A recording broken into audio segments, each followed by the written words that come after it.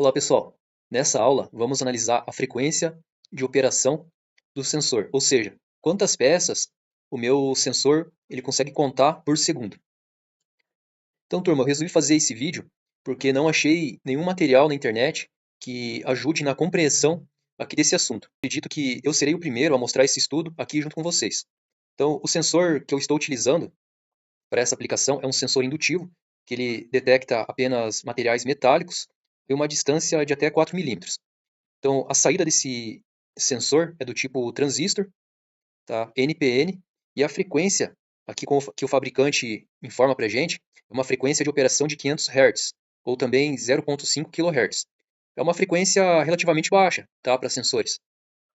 Mas o resultado final de quantas peças por segundo que esse sensor aqui ele vai poder detectar, ou seja, quantos pulsos ele vai poder enviar para o sistema ou para o CLP aqui por segundo. Essa quantidade de pulso, turma, vai surpreender muita gente, né, que nunca fez esse estudo aqui, e que o resultado final de um sensor simples desse que custa R$ 20, eu acredito que vai surpreender muita gente. Então, para nós acompanharmos junto essa teoria e essa prática, eu dividi a aula em duas partes. Na primeira parte, eu vou mostrar os cálculos aqui de frequência do sensor, e na segunda parte, usaremos um ladder para monitorar os pulsos desse sensor durante 1 minuto e mostrar na IHM.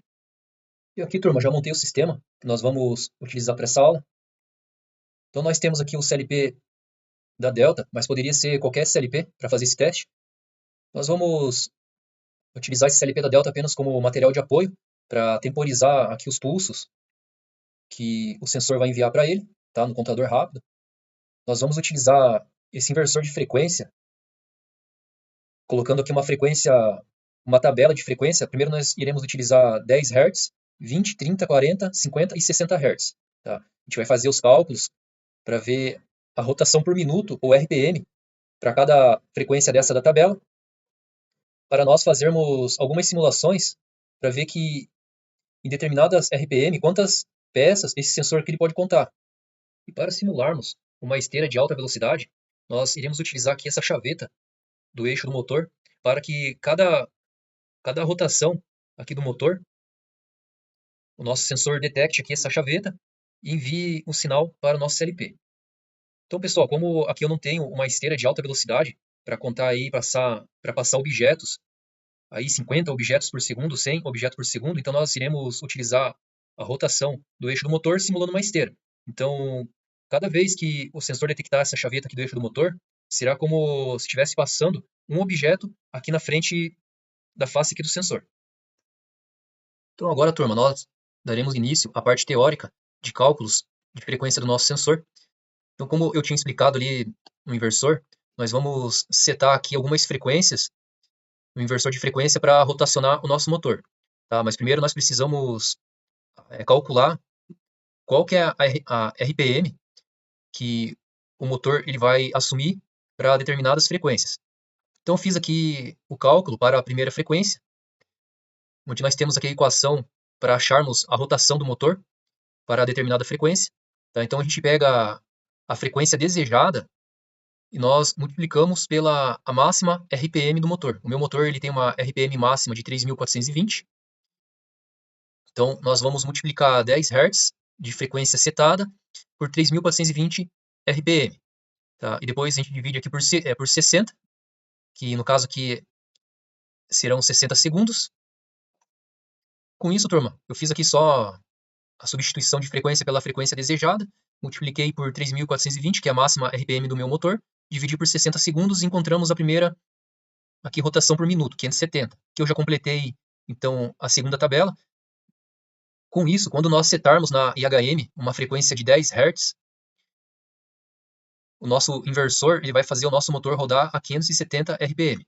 Então aqui a sequência, eu já completei a tabela, mas é só nós irmos aqui alimentando aqui a nossa equação, né? Aqui no segundo parâmetro já colocaríamos aqui 20, tá? Colocando 20 aqui, ele me gerou 1.140 RPM, com 30 Hz, 1.710 RPM, 40 Hz, 2.280 e para 50, 2.850. E aqui nós temos a máxima RPM nominal do motor, então, a 60 Hz ele vai rodar a 3.420. Então essa segunda coluna que nós calculamos, ela já vai abrir campo para nós podermos calcular a segunda etapa aqui da nossa teoria. Então, pessoal, essa segunda coluna foi importante para termos agora uma base para podermos calcular qual que é a frequência aqui do sensor em determinadas RPMs. Então, aqui nós temos a equação, onde nós colocaremos aqui esse primeiro dado aqui, que será a RPM, que nós achamos aqui para determinada frequência, e cada RPM dessa, ela vai nos dar uma frequência de operação aqui de pulso por segundo do sensor. Então, turma, nós vamos considerar aqui apenas um ponto de leitura. Como eu mostrei que nós vamos pegar apenas um ponto no eixo do motor, que será apenas uma chaveta, então nós temos um ponto aqui de leitura para colocarmos aqui na equação, que no caso é aqui o número 1. Se nós tivéssemos aquela engrenagem com 17 pontos, igual ela tinha, então aqui nós colocaríamos na equação 17 pontos. Tá? Então, para um ponto, nós utilizaremos aqui essa equação, onde aqui 3.420 é a RPM máxima, que eu peguei aqui como exemplo, mas se eu quisesse aqui, por exemplo, a primeira frequência de operação do inversor, eu colocaria então 570. Aqui então estou pegando como exemplo a máxima rotação do meu motor. Então eu coloco aqui 3.420, multiplico por apenas um ponto, e nós vamos pegar no ponto da chaveta do motor, do eixo, que está fixado a chaveta. A gente divide aqui por 60 segundos, e com isso nós temos a frequência de operação aqui do nosso sensor de 50 Hz para uma RPM de 3.420. Então esse cálculo que a gente está fazendo é progressivo. Essa terceira coluna que nós calculamos, agora nós temos base para seguir para a próxima parte teórica de cálculo. E agora sim, pessoal, depois de calcularmos a frequência de operação do sensor para cada RPM, agora a gente tem base para calcular e descobrirmos quantas peças esse sensor ele pode contar por minuto. Tá? Para isso, nós temos aqui já a equação de cima, onde para nós descobrirmos quantas peças o sensor pode contar, então a gente pega a frequência desejada, tá? Aqui no caso a frequência do sensor, a frequência que nós calculamos aqui para 60 Hz, ou seja, para a velocidade máxima do sensor do motor. Então a frequência que nós calculamos para esse sensor a 3.420 RPM serão 57 Hz. Então, para nós finalizarmos essa parte aqui de contagem de peça por minuto, nós pegamos a frequência de operação do sensor para essa velocidade, multiplicamos por 60 segundos, tá? Que é a mesma coisa de um minuto. Então, 57 multiplicado por 60, ele nos resulta em 3.420 peças por minuto.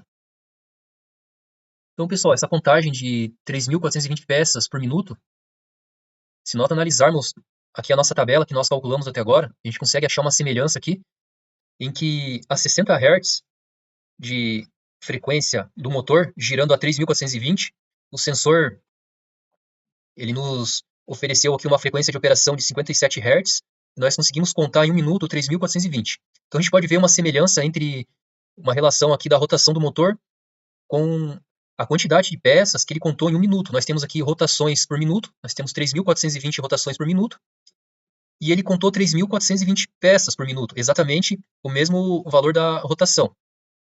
Isso, pessoal, acontece porque nós estamos utilizando aqui um sistema que conta apenas uma peça. Ou seja, nós temos apenas um ponto de medição, tá?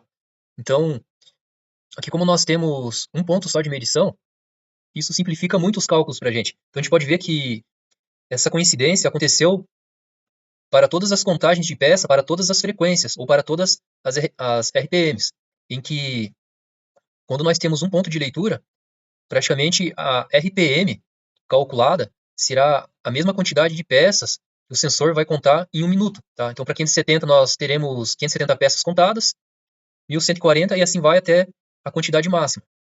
Se nós tivéssemos aqui vários pontos, aí 17 pontos igual aquela engrenagem, obviamente esses valores aqui não seriam aqui os mesmos valores das RPMs. E agora, pessoal, para fecharmos a nossa parte teórica, nós vamos chegar então a um valor que vai surpreender muita gente para esse sensor aqui indutivo. Então nós temos o sensor indutivo da nossa aplicação, ele tem saída NPN, saída de transistor e a frequência dele são 500 Hz. Então, pessoal, para 500 Hz, ele pode fazer uma leitura, aqui o pulso de comutação, ele pode enviar pulsos de até 500 leituras por segundo. certo? Então, um sensor simples, barato, de R$ 20, com uma frequência aqui de 500 Hz, ele pode enviar até 500 leituras aqui, ou pulsos por segundo para o CLP. E para a gente converter esses 500 pulsos aqui em 1 minuto para quantidade de peças que ele pode contar por minuto, quantidade máxima, então nós pegamos aqui as 500 leituras, tá? Usaremos aqui essa equação, que são a frequência, né, aqui do sensor. Essas 500 leituras ou 500 Hz, ele entraria aqui nessa terceira coluna. Então nós vamos pegar 500 leituras ou 500 Hz e multiplicar aqui por 60 segundos. Então esse simples sensor de R$ 20, ele pode nos oferecer até 30 mil pulsos por minuto, ou seja, ele pode contar até 30 mil peças por minuto. E para fazermos aqui a prova real nos cálculos, então nós utilizaremos aqui essa equação. Se ele pode fazer até 30 mil medições por minuto, então ele vai ter 30 mil aqui rotações que ele poderia oferecer. Colocando aqui 30 mil nessa equação, nós cairíamos aqui nessa resolução para um ponto de medição, igual ao ponto da chaveta do eixo do motor. Nós colocaríamos 30 mil, multiplicando por 1 e dividindo por 60. Então, essa frequência, ela bate então com a frequência nominal de operação do sensor, que é de 500 Hz. Então, resumindo nossa aula, nosso sensor com saída transistor, ele tem uma operação de 500 Hz, podendo contar até 30 mil peças por minuto, e jogando na nossa equação aqui, nós conseguimos comprovar também a frequência máxima aqui desse sensor. Agora, na próxima etapa, turma, nós iremos para a parte prática, onde nós colocaremos o nosso sensor indutivo, pegando os pulsos da chaveta do motor, que estará simulando, então, a nossa esteira de alta velocidade. Nós vamos pegar uma amostragem aqui dessa tabela, aqui de uns 2 ou 3 pontos. Acho que nós vamos pegar aqui uma amostragem de 10 Hz, 30 Hz, e a frequência nominal aqui de 60, para a gente comparar na prática, para verificarmos, então, a quantidade de peças que esse sensor ele pode contar aqui nessas frequências setadas. Essa primeira prog, onde nós teremos uma tecla virtual na HM, ligando então a saída Y3, que vai ligar o inversor de frequência, e ligar também o nosso motor trifásico. Ao mesmo tempo que ligar o motor trifásico, o M0 ele vai habilitar aqui o nosso contador rápido. Aqui, turma, como nós já vimos lá, nós temos aqui um contador rápido de 32 bits, onde nós utilizamos, naquele exemplo, para receber os pulsos de um encoder incremental. Então, para esse endereço aqui de contador rápido, pelo manual ele diz que nós temos que utilizar então a entrada X0 no nosso CLP para receber os pulsos. Aqui eu coloquei um set point máximo de 10 mil pulsos, mas como nós já vimos, o meu motor ele tem 3.420 RPM, então ele vai contar no máximo também 3.420 pulsos aqui. Então esse set point ele é só para colocarmos aqui para fechar o nosso bloco. A gente não vai chegar a atingir 10 mil contagens aqui no minuto.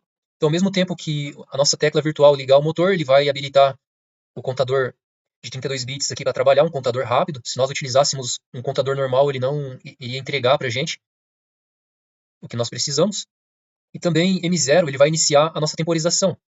Nossa temporização que a gente precisa, então, de 60 segundos. Como nós já vimos também nas aulas de temporizador, esse temporizador aqui, o T0, ele é um temporizador de 100 milissegundos. Para nós termos, então, 60 segundos de contagem, nós precisamos colocar aqui 600 milissegundos.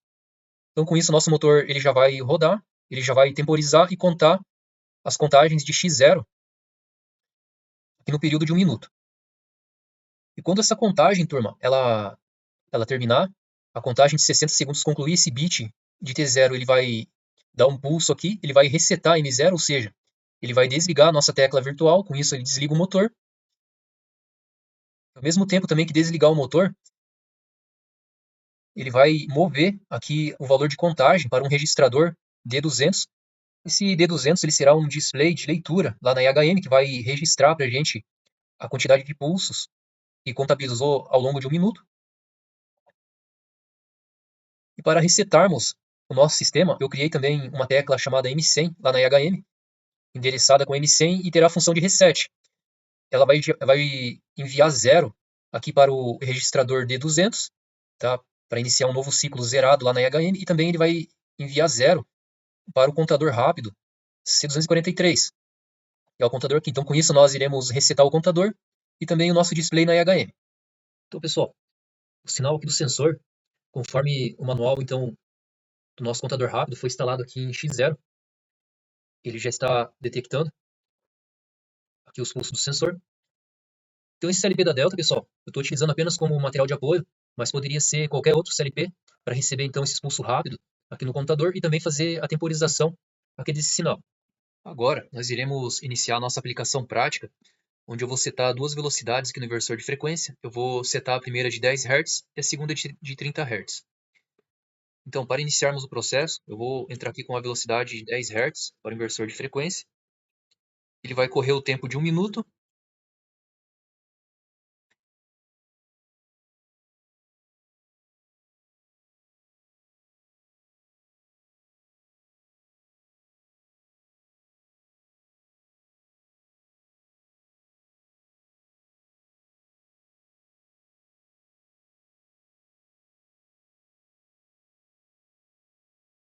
Ao final, então, de 1 minuto, ele registrou 571 unidades medidas. Agora nós iremos setar aqui para 30 Hz. Nós podemos resetar aqui o sistema e iniciar uma nova contagem.